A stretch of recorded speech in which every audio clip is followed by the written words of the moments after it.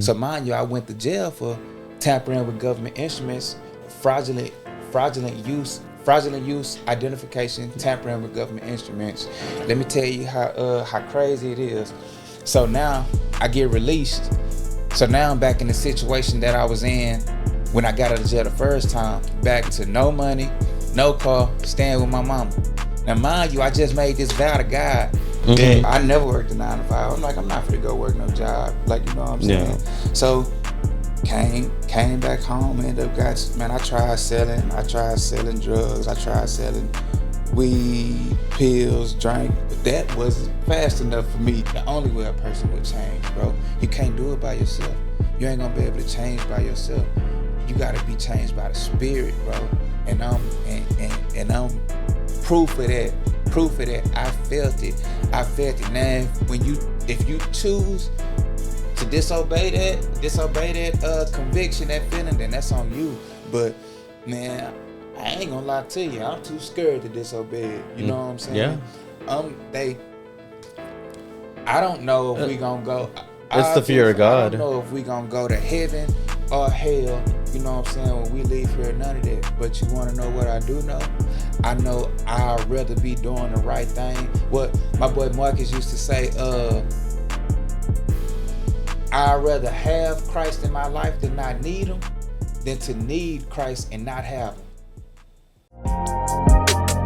Nobody ever asked me that question before. What the hell? Stop. Niggas, I ain't coming on the show again. I come in here, it looks professional. Tune into the content. Like you were telling you guys, I'm like, I like when people have good questions.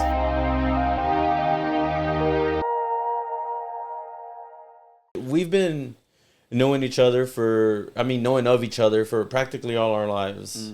Just never met And you. we never really met each other. Never met you. It's crazy. That's crazy. That's kind of like why I wanted to bring you here, because I mean, bro, we're going what?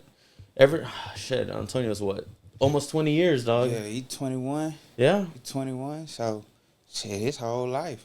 But you know, but really, I knew your mama way before. You know what I'm saying? When I was younger. Yeah. When I was younger, just never met you, bro. I know. Either you were with your mom whenever your dad was over, and I was with my dad whenever my mom was with your dad, and it's just crazy, man. I just, like, dude, you were a spitting image of him, man.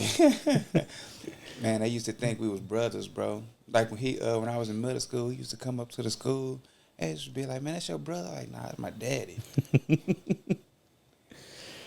Oh, Lord, it's kind of crazy. And then just to see where you've came within those 20 years, I mean, how old are you now? 34. 34? Mm-hmm. Yeah. You were 14. I was 8. Yeah. Crazy. Everything come back full circle, though. Everything come back full circle. It's meant to happen in its own time. No, for sure. It reminds me of this one time where I got reconnected with one dude that I was friends with in kindergarten. I didn't meet him. I didn't get to, like, reconnect with him until about 6 months ago, dude. I'm talking about kindergarten. And you know what? It was all because of his sister. His sister was working where I was working at. And then I recognized the last name.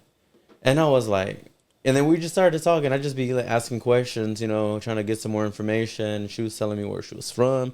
She was like, yeah, I grew up in Stop 6. I was like, yeah, me too. Like, I lived in the projects. Really? I used to go to the Boys and Girls Club right across the street from the project before they tore them down. And then she was like, damn, for real? And she was like, we used to live over there too. I was like, nah. I was like, you got any siblings? And first thing she said, she was like, yeah, I got an older brother. He about your age. I was like, bro, what? That's crazy. So I started probing a little bit, and, you know, it took me, you know, I started asking questions and some more, and then sure enough, that was the sister of my best friend back in kindergarten, and we didn't reconnect until about, like I said, a few months ago. That's what I like about the whole full circle thing, because I feel like this is a full circle moment too. Yeah, it definitely is. It took us a minute to get up here, though. It took us a minute for the schedules to align. No, most definitely. I had to, like, take off work to do content for them. And then I was like, you know what? He always said a Saturday. Mm-hmm. He always says Saturday. So, Yeah, okay, we're talking about family, and it's funny we're talking about family is because originally when I first started the podcast, I wanted to bring people on to talk about fitness, family, fatherhood, finances, one of those things. And although we've had conversations in the past with people about certain topics, they were more geared towards them. But I feel like you and I, like how we talked about we always knew of each other, but we never really got to have like time to get to know each other. I feel like this would be a good time to talk about it. Yeah, for sure. For sure. You're like, damn, For sure. this is fucking crazy, dude. Like, man, dude. I gotta take it in, man. I gotta take it in because I'm just like, shit, dude. This is. I'm like, I've had some pretty big names in here, but to me, my little brother's brother, his That's big crazy. brother is crazy. That's why I was just telling my girl in the car, man, it's crazy. I'm finna go do an interview with my little brother. With my little brother. Like it would have been live if we all could have been right here together. No, for sure, man. Because if you just think about it, like from where we used to be at in the past and to where we're all at now in different stages of our lives, I feel like I can look at your life through social media and maybe in further conversation and realize, wow, this dude's been through some things. And then we can both look at Antonio and be like, oh, this dude still got to go through some things to get to where he wants to be. Mm-hmm. And then it's just one of those things because, I mean, you're your dad's first son. I'm my dad's first son. So there's a lot of responsibility in being the older brother to a group of siblings. It's crazy too, cause I didn't realize that until just now. Cause Antonio, when I was doing my thing, you know what I'm saying, when I got suspended from college, Antonio was probably about 8, 9, like so. He used to see me doing what I was doing, coming up in flashy cars, you know what I'm saying, going to the strip club, throwing money. And he used to see me do all that. He didn't really never see me, got to see the basketball player when I was on the straight and narrow. He just straight seen me when I was, you know what I'm saying, doing my thing in the streets. And as we got older, when he got to high school, man, he started acting out the same way. You know what I'm saying? I'm like, dang.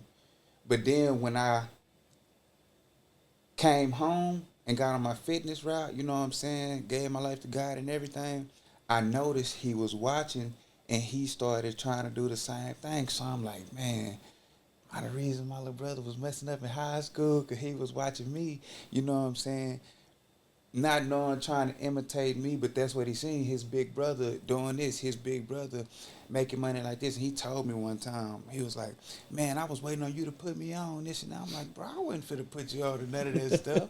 But like it's easier for somebody. You can't tell a person nothing when you out here doing this. Like I can't tell him, nah, I don't want you to do this when I'm out here doing it. You know what I'm saying? So now he be watching now. Me in the gym, he'll call me, hey bro, how you do this? You know what I'm saying? When he get in a little situation. They not as big as they used to. No. They not as big as he used to, the situations he used to get Yeah. in. But, you know, he's still growing, so he getting the stuff here and there. He'll call and ask me for advice. And now I feel comfortable saying, don't do this, because I'm living like that now. I'm walking the way that I'm telling him to walk. So I didn't realize that till then, bro, that he was actually, you know what I'm saying, looking up to me, you know what I'm saying, mimicking the stuff I did. And I'm proud of bro. Like, I'm proud Yeah. of him. Me I'm too. proud of him. Me too, especially from where we grew up at with my mom. It's just one of those things where like everybody in the neighborhood that we used to live with and knew, they're either getting shot off or killed, or getting locked up, or overdosing and doing drugs. And I mean, maybe they overdosed and they made it through, but they're no longer the same person. And I've seen this. I mean, I've obviously spent a lot more time with him growing up, so we kind of see what we went through. But to everybody has their own struggles. Like with you, for example, I don't even know where to begin, man, because you said back in the day you were out here flashing money and doing all this. But how did you end up in prison? That's kind of like my biggest thing, because I mean, bro, I spent the night in jail once. Man, What? I'm gonna tell you how it went. For one, like everybody who know me know I was I wasn't even like that. I was an athlete, bro. So I went through tribulations in college, getting suspended, from her getting in trouble there, bouncing to this college, to that college. Then that last time where I was like, man, I'm on the straight and narrow. I end up coming across a coach, you know what I'm saying, who wasn't no good for me, who was lying, manipulative, stuff like that. I don't want to put all the blame on him because we do certain things to put ourselves in those situations. You know what I'm saying? Yeah. But after that, when that situation happened, you know what I'm saying, when I got lied on, when he lied and said I got suspended for drugs and bad behavior, you know what I'm saying, then no colleges want to mess with me, so I didn't know what to do. So, mind you, I played basketball from when I was 4 years old to I think I was 22, 23 at the time. Yeah. That's more than half of my life, bro. I played basketball. So now, when that's gone, what do? My identity is in basketball. I didn't have no plan B. You know what I'm saying? Even when I went to college, the coaches picked out what I was gonna study. You know what I'm saying? My majors and everything. All I had to do was show up, go to class, and play basketball. Yeah. So when that was gone, now I'm in the real world. Bro, I don't know what am I gonna do? Basketball, what I based my career off of, what I was planning to do for my life. You know what I'm saying? So after that, I was trying to find myself. So my whole thing was, how can I make the same amount of money as close to it as basketball would have got me? I wasn't thinking about no job. Like, man, I'm not finna go. I never worked a 9 to 5. I'm like, I'm not finna go work no job. Like, you know what I'm saying? Yeah. So came back home. Ended up I tried selling drugs. I tried selling weed, pills, drink, but that wasn't fast enough for me. No. Like, of course, when people build up that clientele, they, you know what I'm saying, they already been doing it for a minute, so they got a nice little motion going on. But I'm just jumping into it. Like, I'm already in my 20s, you know what I'm saying? Just jumping into it, trying, like, that was too slow for me. So I end up getting into fraud, you know what I'm saying? Government instruments and stuff like that. And basically, bro, I was just trying to find myself, bro. I lost myself. I didn't know who I was outside of basketball. So I was trying to find my identity. And I end up searching for my identity in drugs, women, jewelry, cars, like clubs. I was seeking that attention, you know what I'm saying? That same attention I got in basketball, I was seeking that attention through everything else that I wasn't supposed to be seeking it in, bro. End up moving too fast, end up catching case after case after case, and eventually landed me in the penitentiary, bro. Man, dude. So you said all of this happened when you were in your 20s, so let's say about almost 10 years ago? Yeah, so I I'm 34 now. When I went to the penitentiary was 2017, so I was 26 going on 27 when I went to the penitentiary. And do you feel like any of that was maybe, college, was a big factor in it, but do you feel like any of that was, I guess you can say, due because, the loss of your dad, in a sense? Because, and I'm going to put it to you this way. Although I still talk to my dad, I feel like my relationship with your dad was real influential with me, because with my mom, like with my dad, I get overcompensation. With my mom, we get, yelling. But every time your dad used to come around, he would always speak positive words of encouragement. And me being as an older brother, I didn't have anybody to look up to. And then just him coming out, picking up Antonio, dropping him off, he would always speak very highly of me and boost me up. And I was like, damn, dude, really? Like, you really think so? I don't know. I'm over here living with my mom and dealing with my dad on the weekends, and I'm like, you really think so? So what do you think? Man, it's crazy you say that. I guess that's where I get it from, like the positivity and stuff like that. But bro, my when I was younger, this before Antonio and them was born. When I was younger, like 4, 5, man, I thought my daddy was Superman. Like, Like, bro, I was a daddy's boy. I was always wanting to be around my daddy, but I don't know what used to happen. I know he'd be in and out of jail. I don't know the situation between him and my mama. I never blamed my daddy, but as I got older, I was just with my mama. Mm-hmm. Now that I look back on it, yeah, I needed my daddy. Yeah. I needed my daddy growing up because it was certain situations like I'm in high school, bro. I'm not putting that extra time in on the court. I was just getting where I got off pure talent. Yeah. But if I would have had my daddy and say, man, get up and go to the gym. Like, you know how my daddy was. He not gonna let you sit around and do nothing. Like, if you ain't doing, get up and do something. Yeah. Like, nah, T, that ain't it. Go to the gym, dude. If I would have had that pushing me, I would have been in a whole different situation right now. But I don't blame. I don't blame it on him because I know we human, and I know God has His plan for everybody. Like, Yeah. everybody's situation has its purpose. You know what I'm saying? So yeah, of course I would have wanted that. You know what I'm saying? No. I know with that, I would have been a whole different dude. Cause the stories I heard about my daddy, man, like, dang, if I would have had him back, man, I see other dudes with their daddy. Like man, the Ball brothers.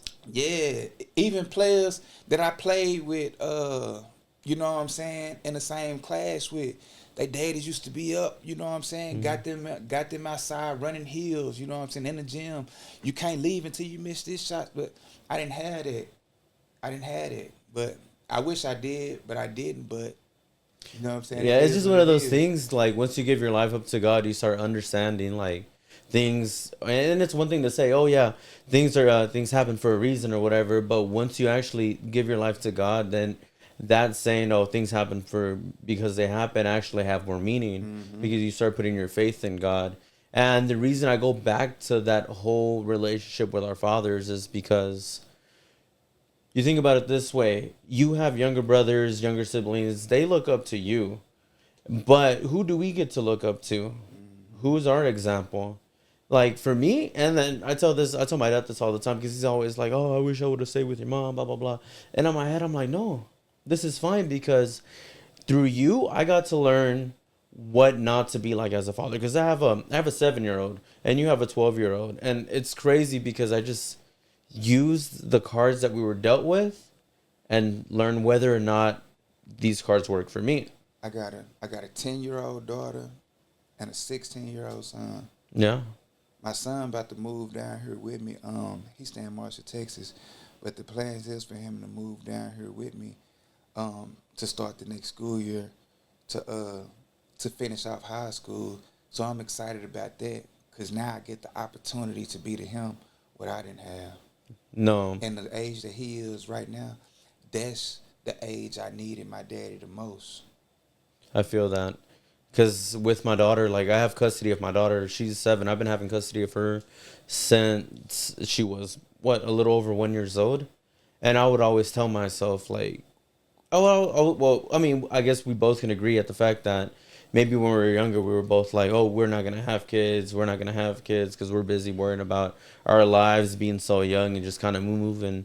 But then once you start having kids, you start realizing, like, damn, having a kid has been the best thing ever, because now I'm able to, and I tell this to a lot of people, like, once you have a kid, it forces you to level up as a man, where you're no longer thinking about being out in the streets or whatever. You want to start having a little bit more stability in your life. I guess, going full circle with it, you being there for your son when you needed to have a male role model, in your life at that age. I feel like in my position, I need to be the kind of guy that my daughter can look up to and maybe one day say, hey, if I'm going to look for anybody to be with in the future, it has to be like my dad. That's real. That's how I try to lead with my daughter around me. It's just period. I try to lead by example. I try to be the type of dude that I want to see my daughter with. Yeah. Because, man, that stuff real. Like, the type of person you are, you know what I'm saying? Your daughter can end up with a dude just like you. So if you out here, if you an asshole, you treat these women crazy, you know what I'm saying? You ain't got no morals, no good character. Man, it's a possibility your daughter gonna end up with a dude just like that. No, and I be thinking about Yeah. stuff like that, bro. No, 100%, because they say that the first guy, the first man a girl falls in love with is her father. And that's why the women, and I'm not gonna, it's not an absolute. I mean, there's exceptions to everything, but 9 times out of 10, most women who don't have their dads in their lives as that positive role model end up being the ones that get stuck in situations where they're dealing with men that aren't good for them. Mm-hmm. And me as a father, I need to do everything in my power to make sure my daughter doesn't end up with somebody like that. Same way as you. Right. Would you agree? Right. Yeah, I definitely agree. I definitely agree, bro. So a little fast forward, you got out of prison. You gain a lot of weight in prison, which is kind of no. So okay, so let's talk about the back. Let's talk about the little back before and after picture. So I gained. So when I got suspended from college, bro, that's when I went to the streets. For 4 years, I didn't touch a basketball. I didn't hit the gym. I didn't lift a weight. I didn't do no physical activity for 4 years straight, bro. Like none. Like no exaggeration. Yeah. Zero. You know what I'm saying? Just running the streets, eating. Running the streets, making money, eating. Clubbing every night, leaving the club, getting eating pizza before the club, eating Whataburger after the club. You know what I'm saying? Like clockwork. So I picked up the weight before I went to the penitentiary. Man, I didn't even know I was that big until I went when they checked us in the when you got to go get processed in the jail and stuff, and we had to go to the infirmary through the infirmary and all that. Get our ID cards, cut our hair, all that stuff, and get our weight took. Man, I was 350. I wish I had my ID card from when I first had to cut my hair bald, bro. I had fat face, bald hair.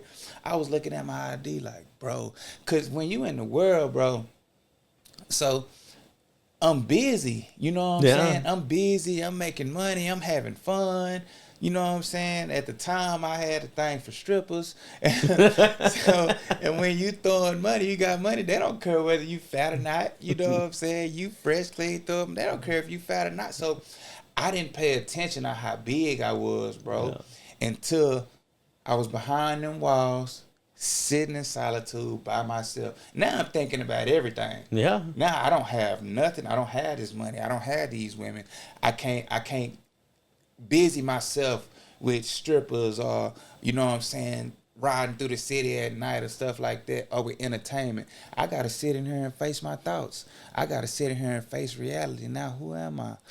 And what were some of the things going in your head when you got locked up, and then you're dealing with an identity crisis, but then you finally get there, the basketball identity is gone, the trapper identity is gone, the dude out there in the on the nightlife, getting money, chasing women, that's all gone, and it's just you in the cell. What's going through your head? Man, the first thing I'm like, okay, man, I'm here. It ain't no way I can leave. Like, I gotta do this time, so I'm finna come back better than what I came in. That's the whole thing. I was like, man, I ain't got nothing but time. I ain't got no responsibilities. Of course I do, but you know what I'm saying? It's nothing that I can do right now. Yeah. It's nothing that I can do right now. So I'm not finna stress myself over something that I can't control. Of course, if I wanted to, I coulda did illegal stuff in jail and made money. Yeah. You know what I'm saying? Bought phones, bought stuff to resell, you know what I'm saying, to make money to send money home. But what if I would have got caught? Yeah. If I would have got caught, it would have added more time to my situation. So I was like, look, man, all I got is 3 years. You know what I'm saying? All I got is 3 years. I'm finna sit here. I'm finna use this time to come back better than what I came in. So the first thing on my head, man, I'm finna lose this weight. Like, I'm finna lose this weight. I'm finna come back fine. You know what I'm saying? Forget that. So I figured out the fastest way how I'm gonna lose weight. You know what I'm saying? So what I did was I went on a 7-day fast. The first thing I did before I started working out anything, I bought me a T-shirt that was about, I think, a size large, bro. And I was like in the 3Xs. Like before I went to jail, I wore a size 44 in jeans. Yeah. So I bought like a size large, bro. You know what I'm saying? And I went on a 7-day fast. I was like, man, Jesus fasted for 40 days. I know I can pull 7. I was like, I know I can do at least 7. So that's how it started, bro. I went on a 7-day fast. Now, the way I lost my weight is not ideal for people to lose weight because I jumped in drastically. Yeah. 7-day fast. And after that 7-day fast, I was like, okay, how can I keep this going? You know what? I'm finna stop eating meat. You know what I'm saying? Yeah. So I cut out meat completely. I was just thinking in my head, how can I lose weight fast? At the time, I didn't have no knowledge on losing weight. No, for sure. I was just getting whatever I thought in my head. Okay, this what I'm finna do. This what I'm finna do. This what I'm finna do. You know what I'm saying? Then I started working out. And the next thing you know, I'm getting, my people would come to the visits. Why you losing weight? We didn't have mirrors in jail. Yeah. So I couldn't see myself. The only thing that I could really see close to a mirror was a reflection in like the power windows, you know what I'm saying? And all I could really see is the silhouette. Or when it's daylight outside, sometimes you'll be able to see a little glimpse of a little nice little glimpse of your reflection while I'm working out. But that's it, bro. So I didn't have that. Like, man, it's gonna take forever to lose weight. I ain't had it because I couldn't see myself no way. I just worked out. So during your journey, you're in jail, you're losing the weight, you're fast for 7 days. At any point in time, did you feel like you needed to work on your relationship with God while you were in jail? Yes. Man, I figured out I need to work on my relationship with God before I went to jail. So, man, it's crazy how I went to jail. I was already on the run, bro. But at this time, I was popping pills. Man, sad to say, I was addicted to Exos. Yeah. Addicted to Exos. I'm talking about like going through at least 50 a week. That's crazy. I'm blessed that I ain't dead. For real. I'm blessed that I ain't take no bad pill. Because now I done heard dudes taking fentanyl pills and dying and stuff like that. I know. It's like fentanyl wasn't even a thing back then. Yeah, I'm blessed, bro. I ain't never get hit with one of them. So I like a week before I went to jail, a couple weeks before I went to jail, I told her my Challenger. So I didn't have no car. I was already on the run. Yeah. So, man, I was talking to a partner of mine. We was talking about going in, trying to, man, he knew how to make Music? Nah, it was Drugs? He used to work at a diamond store, bro. So he knew how to get business funding and stuff like that. Oh, okay, So okay, yeah. He's saying a building he wanted to get business, that he wanted to get business funded for. So we was talking about putting together a business plan. Mind you, I was staying over there on Granbury Road. Yeah. He was in Arlington. I didn't have no car. His girl had his car. Oh, okay. I'm like, man, so I'm on them pills. I don't want to sit in the house. So I'm like, man, I'm finna walk. Yeah. All the way from Granbury Road by Hewlett Mall to Arlington. Bruh. So And wait, okay, so you say Arlington. Was this like past the mall in Arlington or like a little bit more like, you know, where like forward turns into Arlington? Man, I forgot what part of Arlington it was. I just put his address in the GPS, clicked the walk, and I just started walking, bro. So, but mind you, I was on ecstasy, bro. So I'm walking. I turned it into a little journey, bro. Like, you know what I'm saying? And I'm a character. Like at heart, I'm a character. Yeah. Like playful character, bro. So I turned it into a little journey. So by this time, I'm in Forest Hill. Man, on the side of the freeway, I found a Bible. A purple Bible. You know what I'm saying? So I called my partner. I was like, man, I found the Bible, bro. Should I start from the front or should I just open it and read wherever it started? So he said, man, just open it and read it. Yeah. So I'm like, all right, bet. So I'm walking. My phone died. So I had my charger with me. So I stopped in Forest Hill. I think it's the Hampton Inn over there by Denny's or something like that. Yeah. I stopped right there. I'm going to read it right here. So I go on the inside, sit down in the lobby to charge my phone. So the lady came up to me and was like, do you got a room here? I'm like, nah, ma'am, I'm just trying to charge my phone. read this little scripture, and I'm gonna go. She was like, you need to get out of here if you ain't got no room here. I was like, ma'am, I just want to charge my phone. Like, get out of here. I'm going to call the police. I was like, you the devil. I was like, you the devil. So I walk out and I sit outside. I sit outside on the bench in front of the hotel and read the Bible. I open it up to Ezekiel 17, a parable of eagles. And to this day, man, I'm still trying to dissect what that scripture, what that book and paragraph meant in my life. But cause I know it's something. Yeah, you opened it up for a reason. You landed there. Yeah. But a long story short, soon as I got through reading it, the police pulled up. Tony McGilvery, you're under arrest. That was it.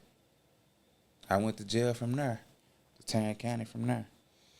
So when you're in prison, you're in isolation, and you have to like deal with the times that you're in there with other inmates and interacting with them. Of course, you gotta make sure nobody rubs you the wrong way, or you stand on business when you're in there.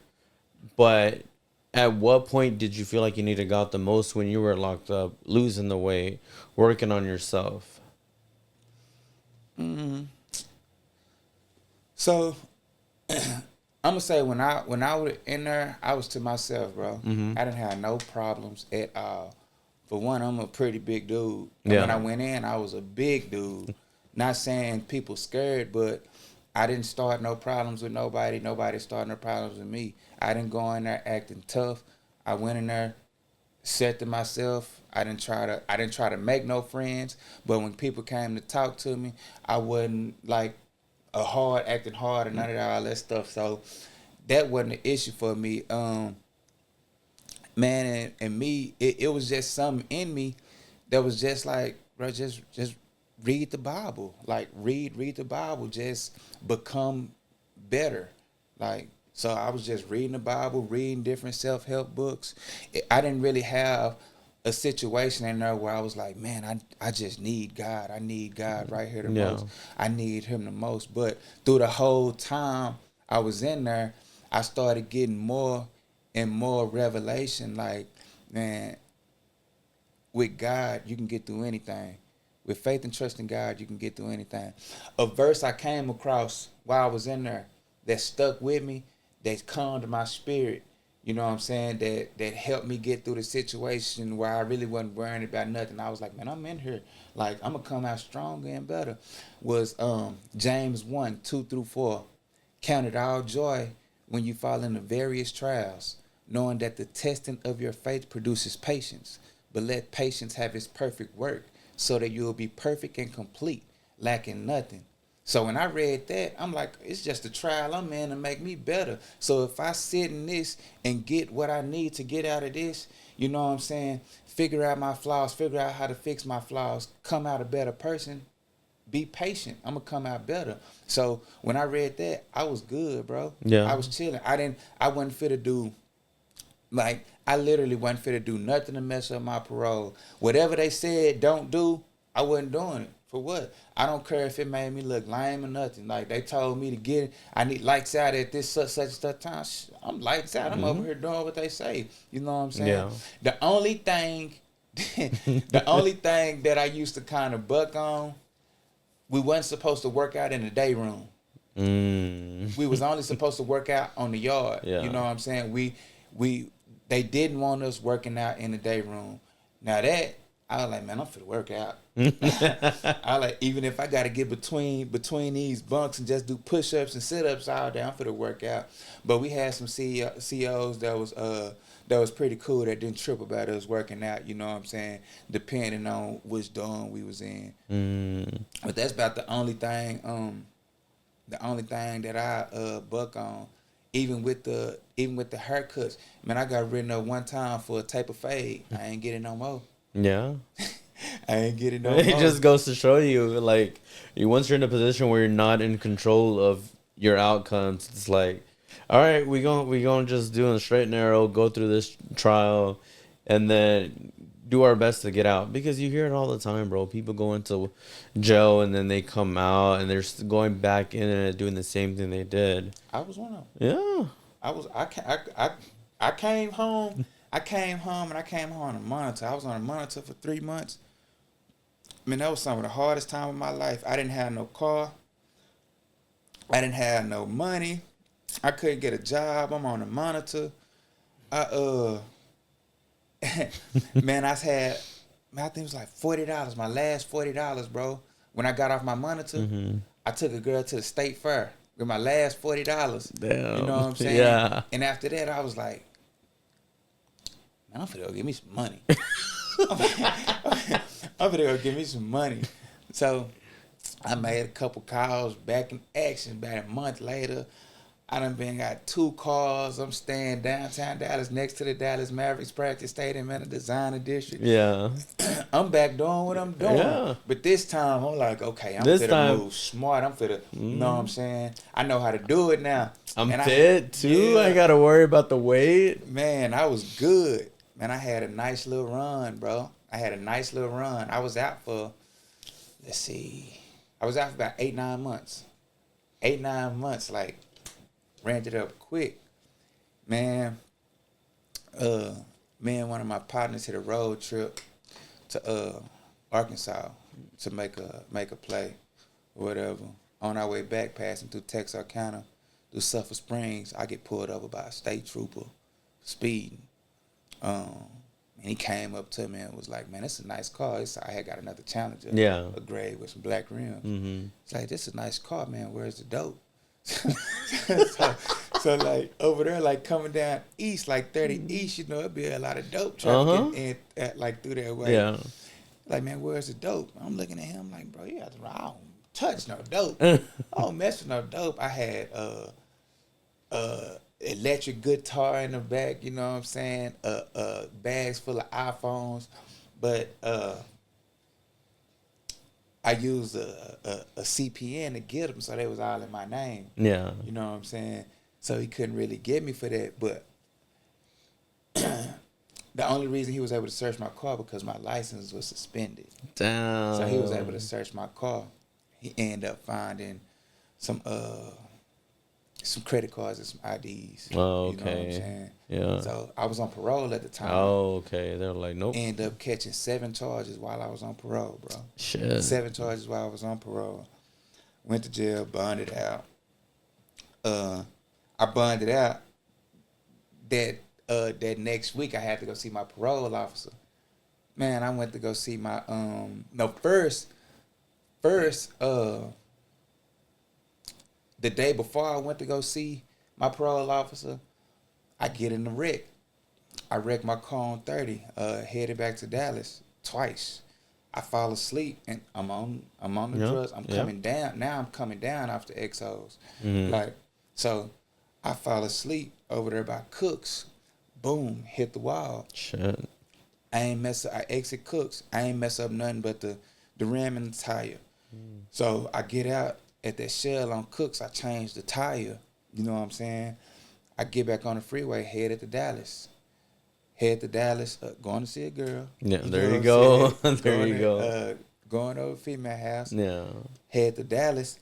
Now, I'm coming down 30. I just wrecked on Cooks. I'm coming down 30. Man, I fall asleep again on Beltline. I'm 30 in Bruh, Beltline. This time, boom, hit the wall. Boom, hit a car. Boom, hit another car.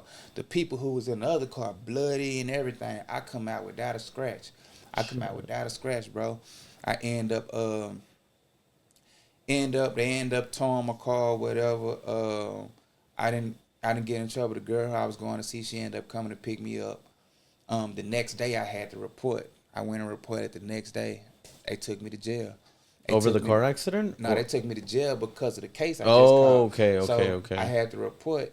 So they took me to jail and held me with no bond because it was a run-in with the police and catching charges is a violation. Yeah. I violated my parole, so they held me until they figured out what this county, what Sulphur Springs was going to do with my case before they decided if they was going to revoke my probation, revoke my parole or not.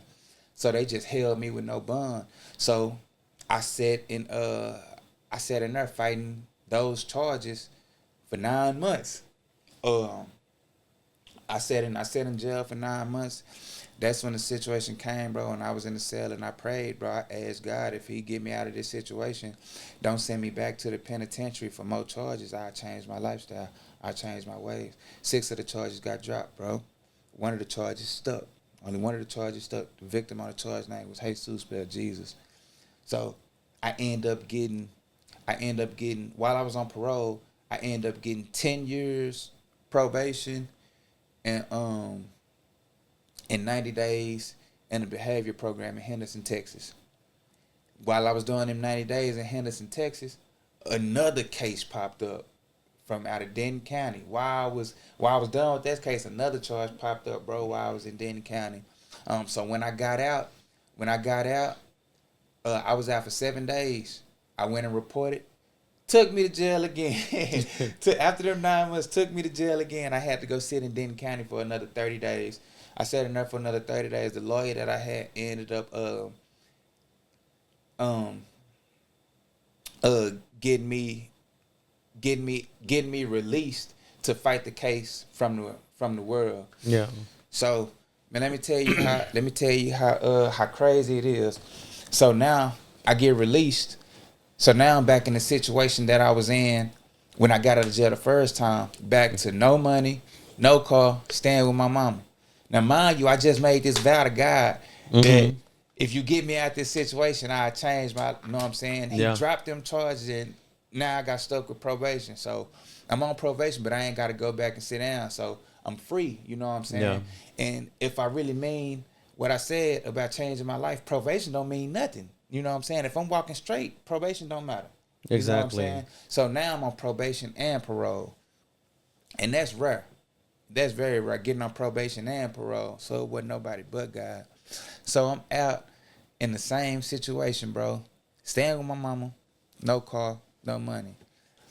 So this one, I started walking to the gym to keep me from sitting with an idle mind. Because the last time I was sitting there, all I was thinking about was money. I'm like, man, I'm finna go get me some money. Yeah. So now, to keep me from sitting with an idle mind, I started walking to the gym, bro. I was at the gym all day. All day. I walk home, eat, rest a little bit, then go back to the gym until it closed, bro. Man, and that's how it was. I end up, my partner end up coming across a bank lick, $100,000 play. Shit. He was gonna split it down the middle with me. So I went, and this a time when COVID was in, where you can wear the mask and all that stuff. You know what I'm saying? You're covered up, and it's normal. And it's normal. They ain't second guessing. So we had the whole thing set up, bro. Had everything set up. Like the day before it was time to do it, I called him and I said, man, I changed my mind, bro. I ain't gonna even do it. So mind you, remember I told you I was fighting that other case that popped up in Denton? So when I was out fighting that case, they kept pushing the court date back because of COVID. Yeah. They kept pushing it back because of COVID. The day I turned down that $100,000 play, 2 days later, I had to go to court. Yeah. They finally had a court date. I had to go to court. Man, I went to court and got time served. Got time served and didn't have to go, bro. That's crazy. That's actually crazy, and it kind of reminds me of my story too about me getting a house. But looking back at your story and what you went through, I'm seeing you, because earlier you said, "Oh, I didn't really have a moment where I was like, oh, I need God." But as you unravel it, it was kind of like saying, "All right, this is like you going to jail the first time, you taking it in, and you're like, okay, let me get on the Bible. Cool, right? And then you get out, you're like, all right, I beat this. I'm looking good. You got the confidence, and then you go back again, and that's when you're like, well, fuck, bro, I just ruined the first time. Now I really need them, and then it goes back. Think about it this way: that's when you have to get a taste of reality before you can actually get an idea of what it means to be in the position that you're in, to look at it and say, okay, no, it's kind of like, think about it this way. Another way to think about it real quick. Hand on the stove, parents tell you don't touch it, you touch it either way. Oh, it's hot. You want to go touch it again. Oh, it's really hot. Now I got a scab. Now I got a blister. And you ain't touching that stove again. Right. And then you're thinking about it at that third time. Well, maybe it won't. Maybe if I'm quick enough. And then, you're like, you know what? I already got the blister the first time. I'm not finna touch no stove. I'm good. And guess what? That was your test. And I like that because you were able to get a taste of reality, make a decision, stick to that decision, and look where you ended up. You ended up getting time served, despite the fact that you have to go back again. But because you were like, nah, turning down $100,000 play, you were like, nah. That was God basically saying, I'm going to put sensation in front of you. And if you take this, then what you said to me, that second time you went in, meant nothing. And let me tell you what, I skipped this part. This is a crazy part. When I went back, I was sitting there. Now this time I was searching. I was reading the Bible. I started reading the Quran. I was like dibbling, dabbling, researching in the 5 percenters. I was really searching like what's the truth? Like I was searching for the truth. So, you know what I'm saying? I am a follower of Jesus Christ. But then I was just looking at everything. So I opened up the Quran. You know what I'm saying? I go by my intuition. I don't start from the front. I open it out like, man, I'm the type of person, I close my eyes, just open it up. And where I open it up, that's where I feel like I need to be. Mm-hmm. So mind you, I went to jail for tampering with government instruments, fraudulent use of identification, tampering with government instruments, and forgery of government instruments. Yeah. So all fraud, basically. So I opened up the Quran to Surah. Am I pronouncing it right? Surah. I ain't opened up a Quran ever, bro. If I'm not pronouncing it right, forgive me, but it was Surah 83. Shall not defraud. Ain't that something? Ain't that something? Dude, that's crazy because you just think about all the little things you don't, and it goes back to people saying, "Oh, hindsight is 20/20," and then in the moment you're just like, "What the fuck? Why does this shit keep happening?" Then you look back on it and reflect, and you're just like, "Okay, well, this made sense." And it just you found it? Look, Surah 83. Woe to the defrauders. Those who take full measures when they buy from people, but give less when they measure or weigh buyers. Those such people not think they will be resurrected. Man, bro, when I opened that and seen that, my heart dropped. But that's when I made that vow to change everything. Man, that's tough, bro. Open it to see that. Man, I opened the Quran up to the exact same page to what I'm in jail for. Yeah. That ain't no coincidence, bro. It's not. You can believe what you want to believe. I don't believe in coincidences, bro. To the exact same. Why I'm seeking God, trying to find truth. You know what I'm saying? I open it up to the exact same page that I'm in jail for, defrauding. And I didn't know what defrauding meant. I had to go look it up in the dictionary. You know what I'm saying? I'm like, bro, I'm defrauding. I'm like, shoot. I'm like, bro. So the commandments. You like, thou shalt not kill, steal, murder. You know what I'm saying? Yeah, this like, and that. yeah. Like this was specific to you. Specific to me. Like, I'm not doing this. I'm not killing nobody. I'm not doing this, but I'm doing that. Yeah. So you say ain't no sin greater than the other. You know what I'm saying? When you commit one, you guilty of them all. Like, it was crazy, bro. So to go back, when you say when I feel like I needed God, I would say that I was thinking about the first time I went to jail, but when I came back, that was the turning point. That was the turning point right there. From that turning point on, my conscience was like crazy. Like I get convicted for anything. Yeah. Bro, it was a little point of time. If I throw a paper on the ground, I get here. Man, go pick that paper up. Yeah. Go pick that up and put it in the trash. If I walk by some paper that's on the trash, man, pick that up and put it in the trash. And then if I keep walking by, I don't listen to that voice. It's just as simple as of picking up some trash that's on the floor. But if I don't listen to that voice, my heart will start pounding harder, harder, and harder until I pick it up. So it's like conviction started getting crazy. Every little thing, bro. So that's why I'm to the extreme with a lot of stuff now that I don't do. And I'm a firm believer everybody had come to it or had a coming to Christ moment at their own time, bro. At their own time. You know what I'm saying? You're going to feel it. Yeah. You're going to feel it. That can't be forced. Can't nothing nobody tell somebody, I can tell you not to do this, not to do that until I'm blue in the face. You know what I'm saying? If you don't feel that conviction, if God ain't put that conviction in you, you're not going to stop doing what you're doing. You're not going to stop doing what you're doing. You know what I'm saying? You got to have that conviction. That's the only way a person will change. The only way a person will change, bro. You can't do it by yourself. You ain't going to be able to change by yourself. You got to be changed by the Spirit, bro.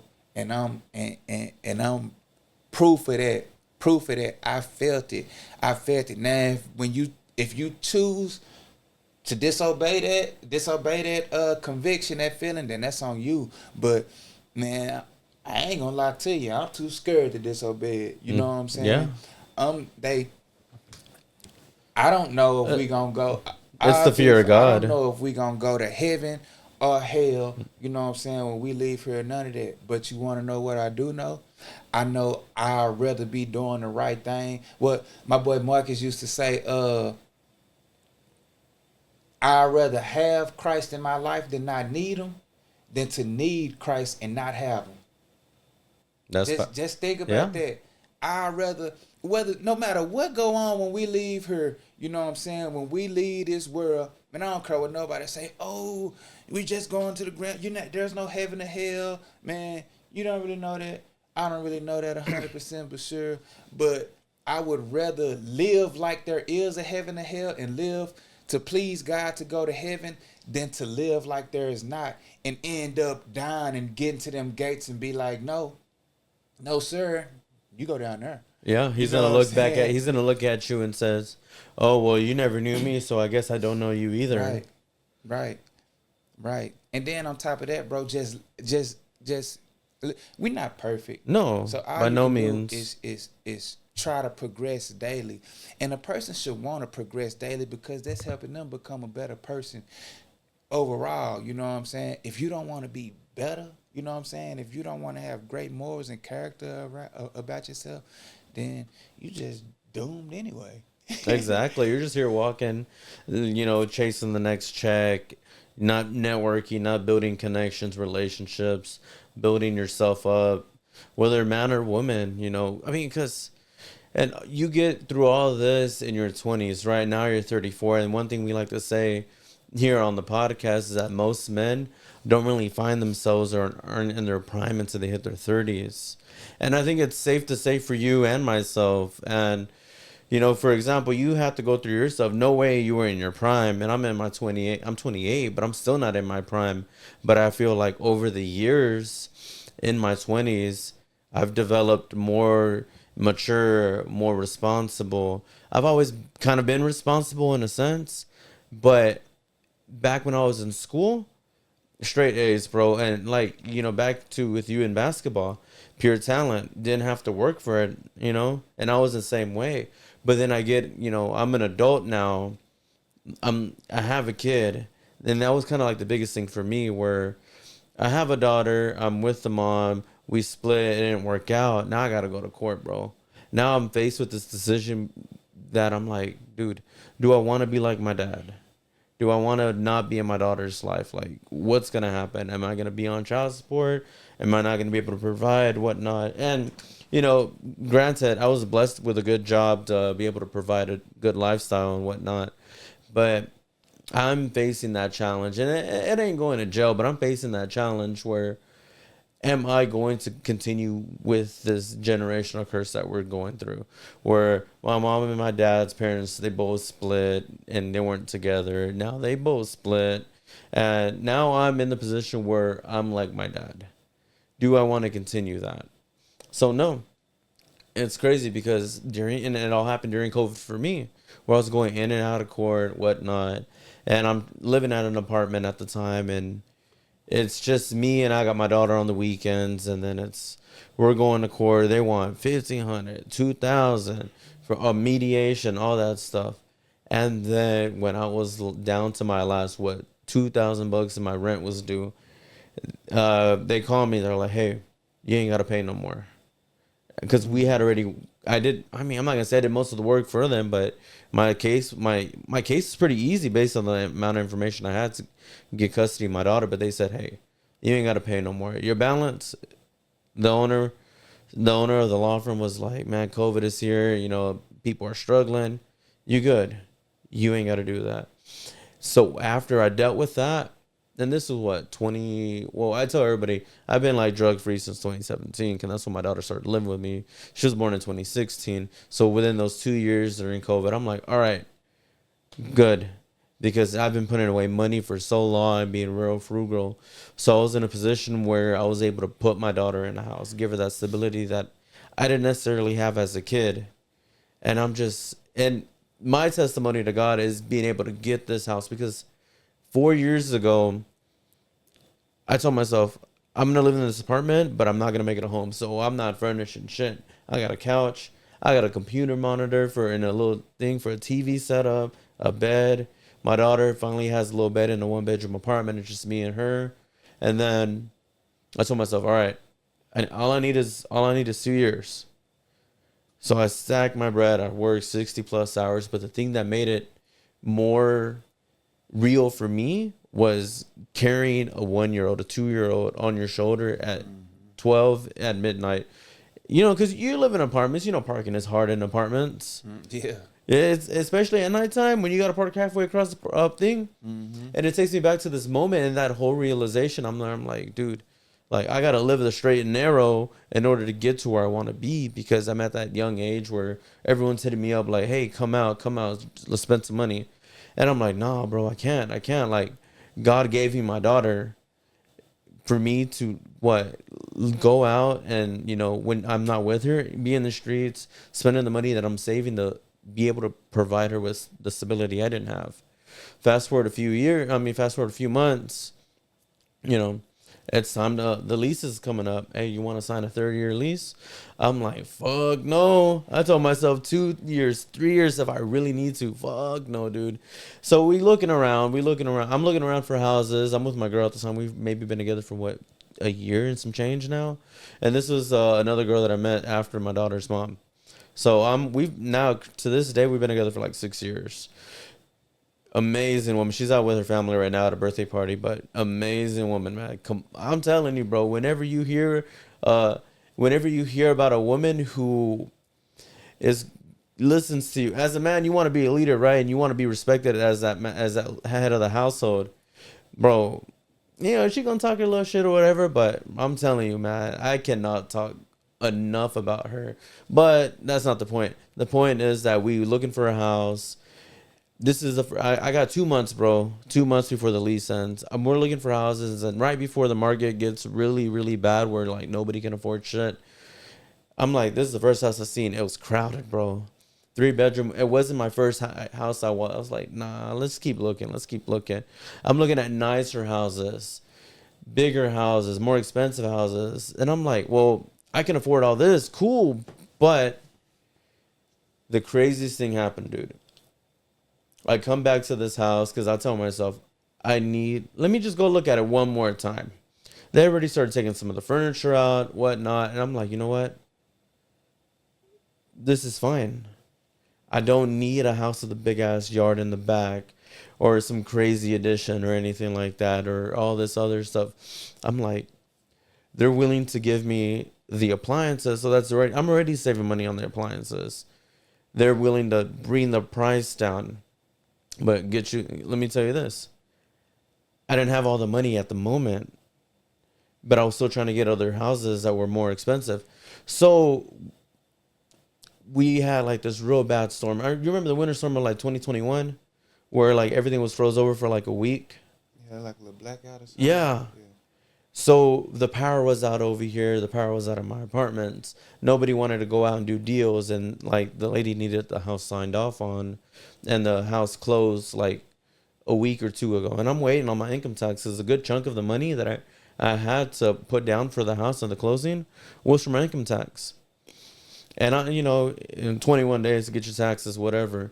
That day where they called me and they said, "Hey, we can't wait any longer," was after the storm had cleared and people were back out on the roads and, ready to go. My money had hit.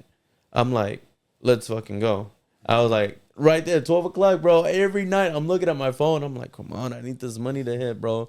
And it was just enough and give me some extra money to close on the house, maybe buy my daughter a bed that she didn't have. And one of them little kid racing car beds, one of those, like an actual bed, and put some food in the fridge.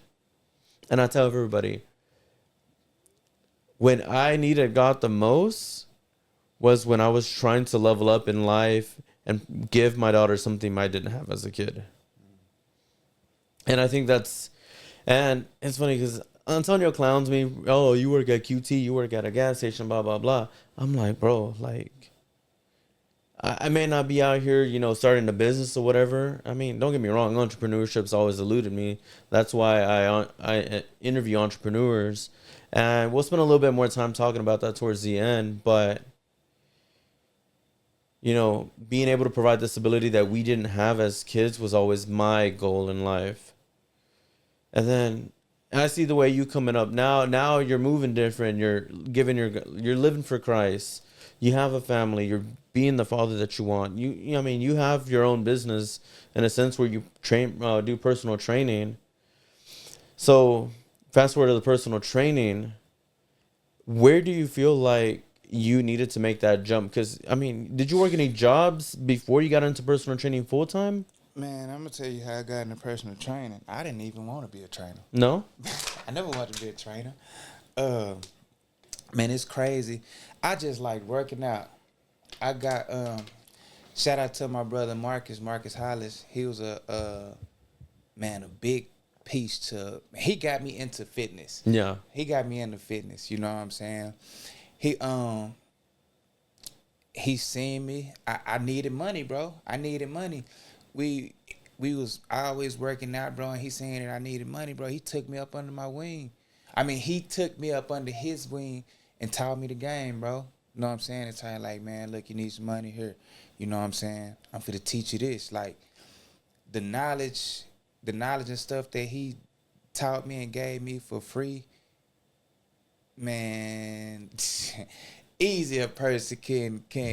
I see dudes now charging $30,000 for coaching and stuff like that for less value than what he gave me, bro. So I'm always grateful for that. But I just liked working out, bro. I didn't want to be a trainer. But with my transformation, people started coming to me like, how did you do this? How did you do that? How did you do this? How did you do that? So I started training, man, and and it went from there. Like, and what's crazy about it, how I started my own training. I tried to work at gyms. I got hired at Fitness Connection. Yeah. I got hired at Fitness Connection as a trainer. Soon as I was fit to get ready to go to work, they called me and said, HR called. We can't take you on because of your background. I got hired at 24 Hour Fitness as a trainer. You know what I'm saying? Same thing. Can't come on because of your background. I got hired at Lifetime Fitness. You know what I'm saying? As a dynamic personal trainer. When that one hit, I was happy, bro. He had a signing bonus, you know what I'm saying, benefits, ways to grow. Getting ready to start, they called me and tell me they can't take me on because of my background. Now this one, the dude that recruited me, he was like, look, we're gonna peel it and you know what I'm saying, and try to get you, see if we can get past this. Yeah. We did that. And this when I finally realized why I was getting turned around, because of information security. The nature of my cases was fraud. So with me selling packages, training packages and stuff like that, dealing with people information, it's information security. So there was a breach in that. So would nobody hire me hire me as a trainer, bro? That makes sense. So, but it was a blessing in disguise. So my brand, Superior Mindset, that was birthed out of pain, bro. You know what I'm saying? My mindset is, I figure my mindset is my strongest asset, but it can be my weakest. You know what I'm saying? Yeah. And meaning like, if I let things, you know what I'm saying? I used to let things get to me and keep me from being great and hold me down, like overthinking everything, thinking a lot. Don't do this, don't do this, don't do that, don't do this, don't do that. Should I do this? Should I do that? It was holding me back. But my discipline, my resilience, my perseverance is so strong. My willpower, my mind power is so strong. When I put my mind to anything and lock in, I can do it and make it happen. So that's kind of where Superior Mindset stemmed from, you know what I'm saying? The discipline over desire. Like, all discipline, bro. It was a blessing in disguise that I got turned down from all those jobs, because especially at Lifetime, I would have got too comfortable. We had benefits, signing bonuses, a nice steady check. I would have been there for hours, and I would have stopped working on Superior Mindset. I would have got comfortable with making my money there with them benefits, and I would have left my purpose alone. Like, I would have neglected my purpose just to get them checks from Lifetime. Yeah. It would have made me comfortable. So that's how I started my own training business, and apparel too. No, we're gonna make sure we plug all that down at the bottom. But no, with that, I mean, I love the fact that you were able to still do something for yourself, despite the fact that you went through all these things. It's tough. I can imagine. It's tough. I'm still learning and growing. Especially right now in the fitness industry. I don't mean to cut you off, but especially in the fitness industry, like, you can have, anybody can be a fitness influencer at this point in the game, but you got to be able to bring something new to the table. Because I know, like, so I maybe not, like, personally, I know maybe like 3 or 4 fitness influencers aside from you, and everyone's like, oh, online coaching, come work out at my gym, and I'm just like, but for you to be able to repeatedly mix scripture in your personal brand, it stands out. Like those, when you open up the Psalm a day for 100 days, So like, I actually look forward to those. Like, what are you gonna pull out today? and that's crazy you say that, because man, it's been times I've been in a place to where I ain't feel like doing nothing, bro. Like, or I was just sitting there just like, man, okay, what do I need to do next, bro? Like, where I get just a block. But one thing I made sure I always did was get up and open them Psalms. Because I was like, man, the same thing you just said, I was like, man, because I done got messages, man. I look forward to your Psalms and, you know what I'm saying, your superior tips of the day. So I'm like, okay, I'm going to do this Psalms. I'm going to do these Psalms because it's not for me. You know what I'm saying? This for somebody else. This might bring somebody else over to the other side. Yeah. You know what I'm saying? And before Psalms, I was doing Proverbs, bro. I was doing Proverbs because there's 31 books in Proverbs. It's 30 to 31 days in each day of the month. So for a long time, I was just doing Proverbs on let's say May 1st, I was doing Proverbs 1. The 2nd, I was doing Proverbs 2. And just restarting each month over and over again. And some just told me, man, switch it up and do Psalms. Yeah. It's 150 books in Psalms. Do Psalms for 150 days.